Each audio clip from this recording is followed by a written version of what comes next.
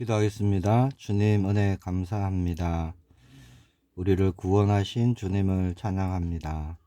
오늘도 하나님의 뜻 안에 우리가 거하며 하나님의 뜻을 이루는 걸음으로 인도함 받기를 소망합니다. 믿음의 걸음을 갈 수 있도록 성령 하나님께서 오늘도 충만으로 역사하여 주옵소서. 살아계신 주 예수 그리스도 이름으로 기도합니다. 아멘.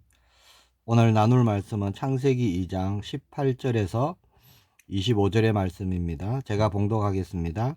여호와 하나님이 이르시되 사람이 혼자 사는 것이 좋지 아니하니 내가 그를 위하여 돕는 배필을 지으리라 하시니라. 여호와 하나님이 흙으로 각종 들짐승과 공중의 각종 새를 지으시고 아담이 무엇이라고 부르나 보시려고 그것들을 그에게 이끌어 가시니 아담이 각 생물을 부르는 것이 곧 그 이름이 되었더라. 아담이 모든 가축과 공중의 새와 들의 모든 짐승에게 이름을 주니라. 아담이 돕는 배필이 없으므로 여호와 하나님이 아담을 깊이 잠들게 하시니 잠들매 그가 그 갈빗대 하나를 취하고 살로 대신 채우시고 여호와 하나님이 아담에게서 취하신 그 갈빗대로 여자를 만드시고 그를 아담에게로 이끌어 오시니 아담이 이르되 이는 내 뼈 중에 뼈요 살 중에 살이라. 이것을 남자에게서 취하였은즉 여자라 부르리라 하니라. 이러므로 남자가 부모를 떠나 그의 아내와 합하여 둘이 한 몸을 이룰지니라. 아담과 그의 아내 두 사람이 벌거벗었으나 부끄러워하지 아니하니라. 아멘. 오늘 이 본문 말씀 가지고요, 돕는 배필이란 제목으로 말씀 나누기를 원합니다. 19절 말씀해 보니까 하나님께서 흙으로 각종 들짐승과 공중의 각종 새를 지으셨다, 그렇게 말씀합니다.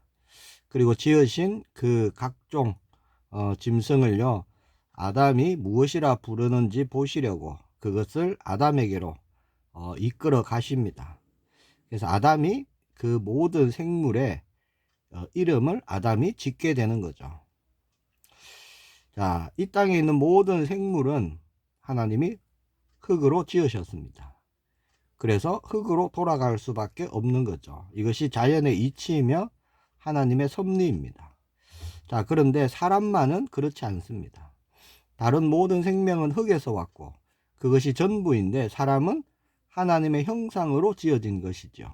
흙으로 지었지만 하나님께서 생기를 불어 넣으셔서 생명이 되게 하신 겁니다.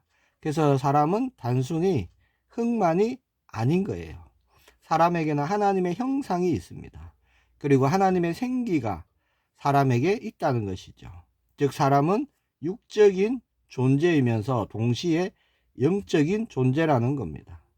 사람을 육적인 존재로만 보면 안 되는 것이죠.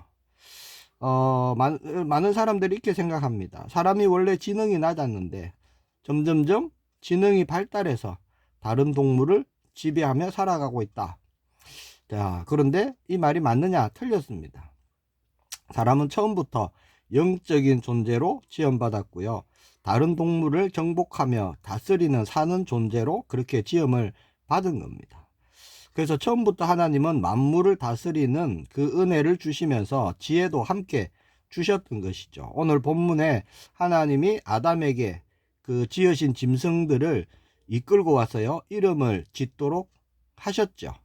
19절에 보니까 아담이 무엇이라고 부르나 보시려고 그것들을 그에게로 이끌어 가시니 아담이 각 생물을 부르는 곳이 곧 그 이름이 되었더라, 그렇게 말씀하고 있습니다. 자, 수많은 생물의 이름을 아담이 지었다는 거예요. 지혜가 없으면요, 결코 할 수 없는 일이 됩니다. 자, 아담이 그렇게 생물의 이름을 지었다는 것은요, 사실 중요한 의미가 있습니다. 먼저는 하나님의 창조하심에 아담이 동참하고 있다는 겁니다. 자, 하나님이 땅의 모든 생물을 만드시고요, 그 이름을 짓지 않으시고 아담에게 지으라고 하신 겁니다. 하나님의 창조 사역에 이름을 짓는 그 마지막 일을 하나님의 형상을 가진 사람에게 하도록 하신 것이죠. 자, 왜 그러셨을까요? 정복하고 다스릴 대상이죠. 아담에게 붙여주신 정복과 다스림의 대상들이었습니다. 그래서 아담에게 허락하신 겁니다. 이름을 짓도록. 하나하나 살펴보고 그 특징들을 보고 하나님이 주신 관찰력으로 또 하나님이 주신 지혜로 하나하나 이름을 짓는 일, 그게 아담이 했던 것입니다. 하나님이 주신 지혜가 없다면 모든 생물의 이름을요 다 그렇게 다르게 특징 있게 지을 수가 없었던 것이죠. 그래서 타락하기 전 아담은요 그렇게 지혜가 있던 사람이었습니다. 정복하고 다스릴 권세를 주셨기 때문에 직접 관찰하고 이름을 지으면서 하나하나 알아야 되죠. 그 다스림에 있어서 너무 중요한 겁니다. 어린아이가 태어나면 반드시 해야 되고 가장 먼저 해야 되는 일이 뭐죠? 이름을 짓는 일이잖아요. 이름을 지어야 그 아이를 부를 수 있는 겁니다. 그러면 이름을 아무렇게나 짓느냐? 그렇지 않죠. 이름을 지을 때 그 아이를 생각하면서 그 아이에게 가장 알맞는 이름을 지어주죠. 아담도 그랬습니다. 하나님이 이끌고 오신 그 수많은 각종 생물들을 이름을 지을 때 그 생물들의 본질, 특성, 이걸 다 알아야 이름을 지을 수 있는 거죠. 한마디로 정체성을 알아야 지을 수 있는 것이 이름입니다. 그 생물의 이름이 지어졌다. 이것은요, 그 생물의 정체를 다 알고 있다라는 뜻이 되는 겁니다. 우리는 예수 그리스도 안에서 우리는 충만하고요, 정복하고 다스리는 자가 되었습니다. 그렇죠? 정복하고 다스리는 자에게는요, 중요한 것이 있습니다. 그 정복하고 다스리는 그 대상에 대해서 알아야 한다는 겁니다. 영적인 것도 물질적인 것도 세상적인 것도 육신적인 것도 마찬가지입니다. 정복하고 다스리기 위해서는 그 대상의 정체성을 우리는 분명히 알아야 하는 겁니다. 돈이 가진 정체성, 돈이 뭔지를 분명히 알아야 돈을 정복하고 다스릴 수 있는 거예요. 모르면 끌려다니는 겁니다. 모든 것이 그렇습니다. 영적으로도 악한 영, 더러운 영, 그 존재를 우리가 분명히 알 때 정복하고 다스리는 권세를 우리가 사용하는 것이지요. 원수의 모든 능력을 제어할 권능을 우리에게 주셨잖아요. 오늘 본문 말씀을 보니까 또 한 가지 사건이 기록되어져 있죠. 그게 뭐냐? 여자를 창조하셨다는 말씀입니다. 하나님은 사람을 지으셨는데 남자와 여자로 만드셨어요. 오늘 본문 말씀을 자세히 보면요, 남자와 여자를 만드셨는데 시기적으로 시간적으로 많은 차이가 있음을 알 수 있습니다. 18절에 보니까 여호와 하나님이 이르시되 사람이 혼자 사는 것이 좋지 아니하니 내가 그를 위하여 돕는 배필을 지으리라 하시니라. 이렇게 말씀을 하셨으면 19절에 가면 바로 지으셔야 되죠. 그런데 하나님이 즉시로 짓지 않습니다. 하나님은 먼저 남자를 창조하시고 혼자 살게 하셨다는 거죠. 남자 혼자 사는 것이 좋지 않게 보였다는 겁니다. 말씀해 보니까. 그런 중에도 하나님은 즉시 여자를 만들지 않으시고 앞에 어떤 일을 이루시죠. 그게 뭐냐? 동물들의 이름을 짓도록 하신 겁니다. 왜 여자를 나중에 만들었을까요? 하나님께서 동시에 만드셨으면 좋지 않았을까요? 아담이 각종 생물들의 이름을 짓기 시작합니다. 그러면서 뭔가를 느꼈겠지요. 하나님이 이끌어 오신 모든 생물들은요, 암수 한 쌍으로 그렇게 하나님이 만드셨어요. 즉 모두 짝을 이루고 있었다는 겁니다. 그런데 자신은 짝이 없어요. 혼자입니다. 물론 하나님이 계시지만 피조물로서 하나님을 함께 찬양하고 함께 예배할 그런 존재가 없었다는 것이죠. 하나님이 창조하신 세상은 부족한 것이 없는데, 그렇죠? 모자람도 없고 모두 완벽하고 완전한데 아담 자신에게는 그런 짝이 없었다는 겁니다. 사람은 동물과 다르죠. 사람은 인격을 가진 존재입니다. 하나님의 형상이죠. 동물은 생육하고 번성하는 그런 육체적인 필요를 따라서 하나님은 암수를 만드셨어요. 그러나 사람은 그런 존재만이 아닙니다. 영적으로 정신적으로 필요와 또 만남이 선행되어야 하는 것이죠. 그래서 하나님은 아담이 여자를 받아들일 그런 준비가 되었을 때를 기다리신 겁니다. 영적으로도 마음적으로도 또 육신적으로도 준비가 되어지지 않으면, 자, 만나서 결혼을 하고 가정을 이루면 반드시 문제가 생기게 되는 것이죠. 아담이 준비가 되어지고 배필, 짝에 대한 그런 소중함을 알게 될 때, 그때 하나님이 여자를 지으신 겁니다. 왜냐? 돕는 배필로 붙이시기 위함이에요. 원함이 없고 필요를 못 느끼고 소중함을 모를 때 처음부터 함께 지어졌다면 돕는 배필이 되지 못했을 것입니다. 자, 그렇게 하나님은 아담을 지으시고 시간이 얼마나 지났는지는 모르지만 아담이 돕는 배필이 필요함을 느끼고 소중함을 느끼고 원할 때 아담은 여자를 만드신 거예요. 자, 어떻게 하셨느냐? 아담을 깊이 잠들게 하시고요. 갈비뼈를 취해서 여자를 만드십니다. 그리고 그 여자를 아담에게 데려왔을 때 아담이 어떻게 반응하죠? 이는 내 뼈 중에 뼈요 살 중에 살이라. 자, 그렇게 고백합니다. 자, 이 고백은요, 아담의 갈비뼈로 만들었기 때문에, 자신의 갈비뼈로 만들었기 때문에 그렇게 고백한 게 아닙니다. 그만큼 원했고 소중하다는 뜻이에요. 자, 오늘 말씀해 보니까 그 여자를 하나님이 뭐라고 하시죠? 돕는 배필, 그렇게 말씀하십니다. 아담에게 돕는 배필이 없어서 지으셨으니, 그렇게 말씀하시죠. 자, 그러면 남자가 중심이고 여자는 돕는 그런 보조의 역할이냐? 그렇지 않습니다. 자, 시편 하나님의 말씀에 보면요, 많은 곳에서 하나님을 어떤 분이라고 고백하느냐? 하나님은 우리의 피난처시요 힘이시니 환난 중에 만날 큰 도움이시라. 그렇게 하나님을 말씀합니다. 자, 하나님이 우리를 돕는 분이세요. 돕는 사람이 보조라면, 만약 하나님이 우리의 보조가 될 수 있습니까? 결코 그럴 수 없는 것이죠.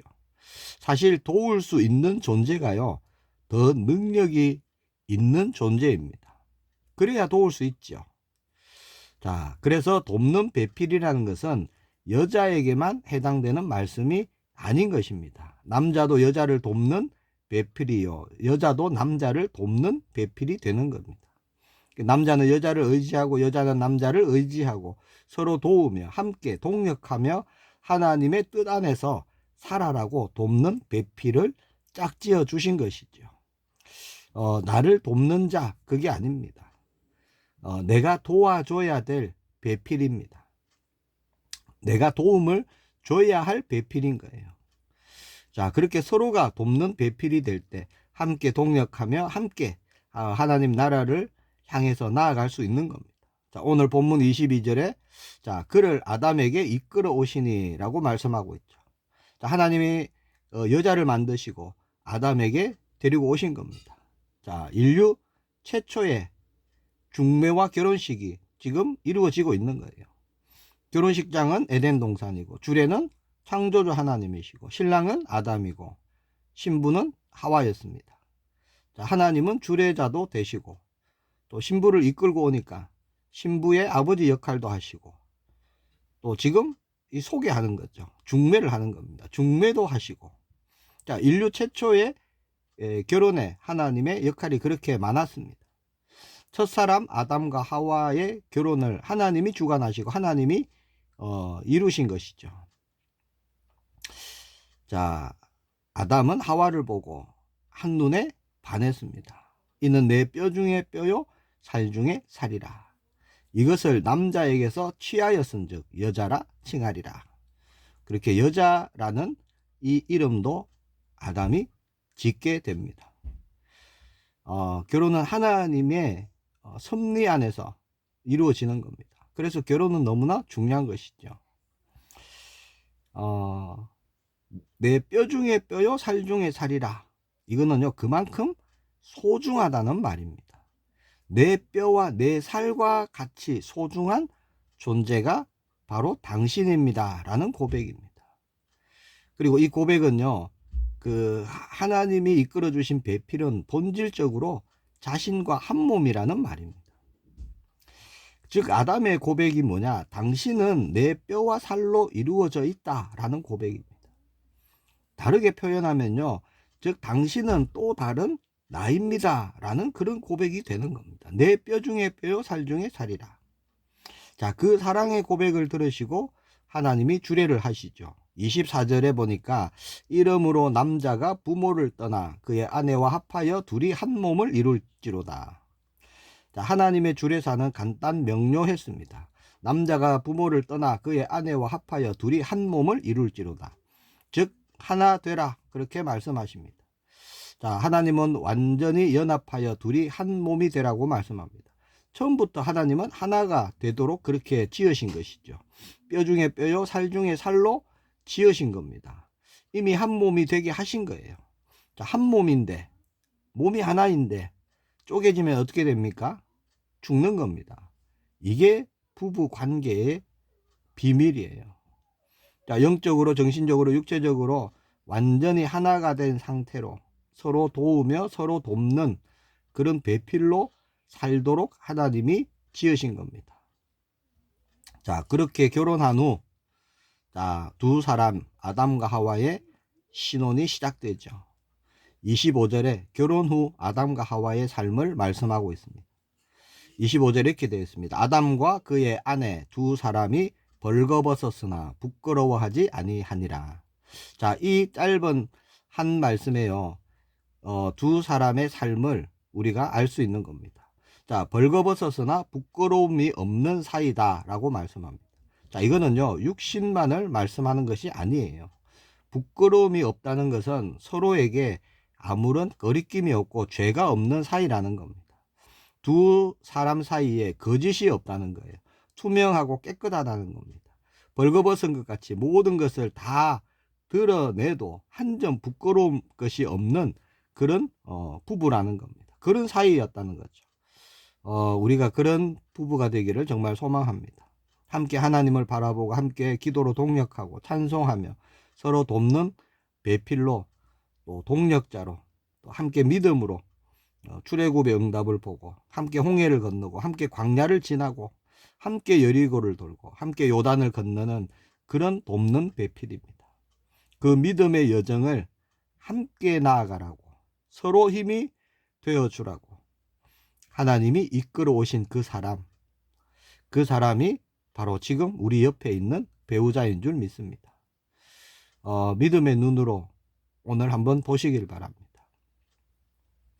하나님이 우리 교회 모든 성도님들의 가정마다 하나님이 하나 되게 하시고 함께 동력하게 하시는 새로운 하나님의 회복과 변화와 치유와 하나님의 그 일으키심의 역사가 일어나기를 예수님의 이름으로 축복합니다.